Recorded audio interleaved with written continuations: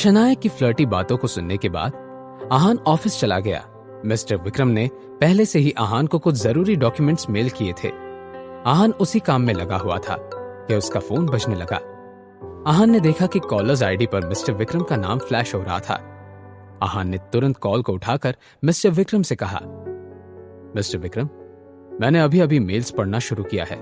मैं थोड़ी ही देर में आपको वापस कॉल करता हूं।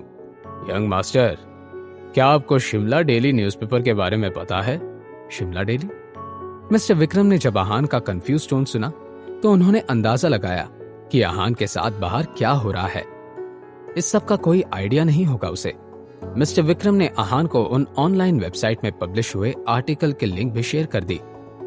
आर्टिकल में लिखे हुए डिटेल्स, अटैच की हुई तस्वीरें और लोगों के कमेंट्स, ये सब पढ़ने के बाद आहान को इस बात का अंदाजा तो हो ही गया था कि ये जरूर किसी अंदर के लोगों में किसी का काम होगा।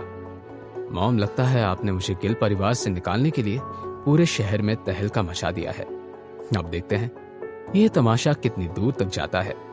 यंग मास्टर, मैं खुद इस मामले को संभालने की जिम्मेदारी लेना चाहता हूं।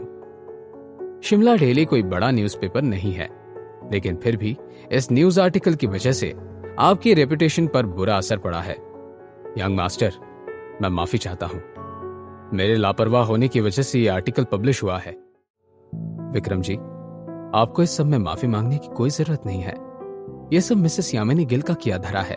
यंग मास्टर, आपको परेशान होने की जरूरत नहीं है।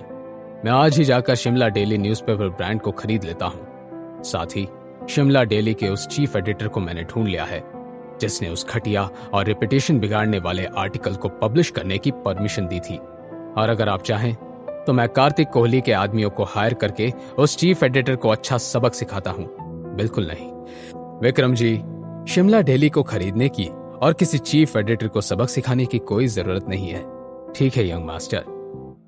विक्रम जी, स्प्रिंग कॉर्पोरेशन का काम कैसा चल रहा है? क्या अब तक रिसोर्ट बनने का काम शुरू हो गया?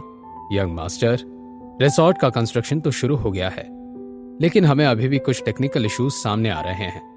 हमारे आर्किटेक्ट्स के साथ बात करने के बाद हम इस नतीजे पर पहुंचे थे कि हमें कुछ इंटरनेशनल एक्सपर्ट्स को हायर करना पड़ेगा। मेरा ऐसा अंदाजा है कि अगले कुछ दिनों में टेक्निकल इश्यूज सॉल्व हो जाएंगे। विक्रम जी, अगर स्प्रिंग कॉर्पोरेशन से रिगार्डिंग कोई भी डिसीजन लेना है तो आप पहले मुझे उस बारे में रिपोर्ट करिएगा। मैं इस प्रोजेक्ट में कोई गड़बड़ होने नहीं देना चाहता। मिस्टर विक्रम को आहान की बातों के बारे में कुछ अजीब नहीं लगा और उन्होंने नॉर्मली हामी भर दी। उसी वक्त शिमला की एक जानी मानी एप्पल वाइनरी में रोहन हाथ में टीवी का रिमोट लेकर बैठा हुआ था। उसके पीछे एक लड़की खड़ी थी। वो लड़की रोहन की नई सेक्रेटरी थी। मुझे लगा कि इस जॉब के लिए मुझे बड़ी मेहनत करनी पड़ेगी, लेकिन ऐसा बिल्कुल नहीं है। लगता है मेरा गुड लक ज्यादा ही अच्छा है। सच तो ये था कि जब रोहन ने उस लड़की को देखा, उसे एकदम से रूपल की याद आ गई, क्योंकि ये नई लड़की कुछ कुछ रूपल के जैसी ही दिखती थी। इसलिए रोहन ने उसका नाम भी पूछे बिना उसे नौकरी दे दी थी। बहुत देर तक कार्टून्स देखकर हंसने के बाद रोहन ने ऑर्डर फैलाते हुए कहा, मेरे लिए एक ग्लास फ्रूट जूस लेकर आओ। उसने तुरंत अपने हैंडसम बॉस की बात पर हामी भर दी और कैंटीन में जाकर एक ग्लास ताजा फ्रूट जूस लेकर आ गई। जैसे ही वो नई सेक्रेटरी हाथ में फ्रूट जूस का ग्लास लेकर पकड़कर रोहन के सामने आ गई, रोहन की नजर उस पर पड़ी। रोहन को अब रूपल का चेहरा देखकर बहुत बुरा लगता था, लेकिन प्रॉब्लम ये नहीं थी। प्रॉब्लम तो ये थी कि उस दिन के बाद जब भी रोहन रूपल के बारे में सोचता था, उसे आहान याद आ जाता था। वो ढीठ आहान जिसने रोहन के मुंह पर उसकी बेइज्जती की थी। उसकी आंखें गुस्से से लाल हो गई थी।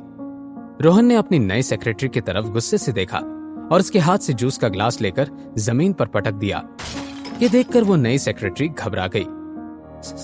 सर, क्या मुझसे कोई गलती हो गई है? प्लीज मुझे माफ कर दीजिए। निकलो यहां से, मुझे तुम्हें नहीं देखना।